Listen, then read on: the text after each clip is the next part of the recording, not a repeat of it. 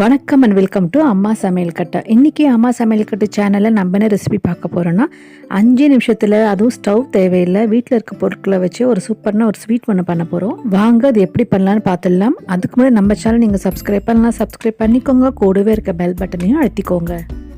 இதுக்கு பார்த்தீங்கன்னா நான் மேரி பிஸ்கெட் அப்புறம் மில்க் பிக்கிஸ் பிஸ்கெட் ரெண்டுமே எடுத்திருக்கேன். இது வந்து கொஞ்சம் மிச்சம் இருந்த பிஸ்கெட்ஸாக நான் எடுத்திருக்கேன். உங்ககிட்ட எந்த பிஸ்கெட் இருந்தாலும் எடுத்துக்கோங்க. லெஃப்ட் ஓவர் பிஸ்கெட்ஸ் எது இருந்தாலுமே நீங்கள் இந்த ரெசிபிக்கு யூஸ் பண்ணிக்கலாம். இந்த பிஸ்கெட்ஸ் எல்லாத்தையும் நம்ம மிக்சியில் போட்டு நல்லா அரைச்சி வச்சுக்கலாம்.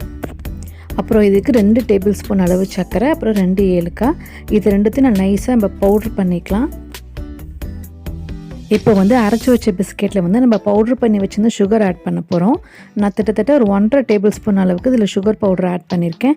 உங்கள் பிஸ்கெட்ஸோட இனிப்பு அளவை பொறுத்துட்டு நீங்கள் இதை ஆட் பண்ணிக்கலாம். அப்புறம் 1 டேபிள் ஸ்பூன் அளவுக்கு நம்ம பால் பவுட்ரு சேர்த்துக்கலாம்.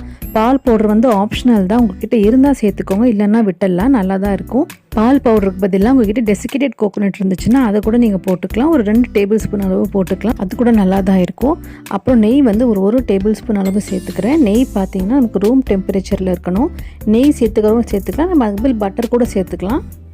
இப்போ இது எல்லாத்தையும் நல்லா நம்ம மிக்ஸ் பண்ணி விட்டுக்கலாம்.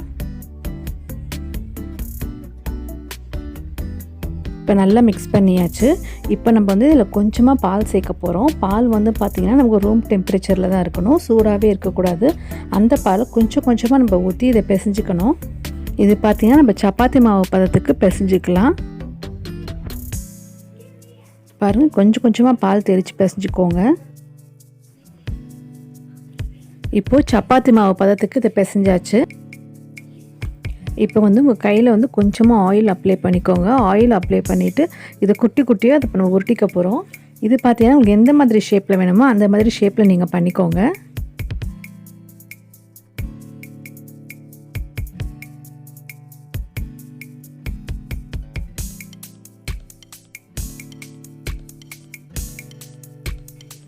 இப்போ இதில் பார்த்திங்கன்னா நான் கொஞ்சமாக சுகர் பவுடர் இருக்குது, அதை போட்டுக்க போகிறேன்.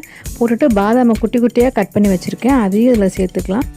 நம்ம இஷ்டம் போல் எப்படி வேணால் டெக்கரேட் பண்ணிக்கலாம். உங்கள்கிட்ட முந்திரி, பாதாம், பிஸ்தா இருந்தால் அதுவும் லைட்டாக துருவி கூட நீங்கள் போட்டுக்கலாம். இல்லை குட்டி பசங்களுக்கு பிடிச்ச மாதிரி நீங்கள் ஜெம்ஸ் வைக்கலாம். இந்த மாதிரி உங்கள் இஷ்டம் போல் எப்படி வேணால் நீங்கள் அதை டெக்கரேட் பண்ணிக்கலாம். இந்த ஸ்வீட் செய்கிறதுக்கு 5 நிமிஷத்துக்கு மேலே எடுக்காது.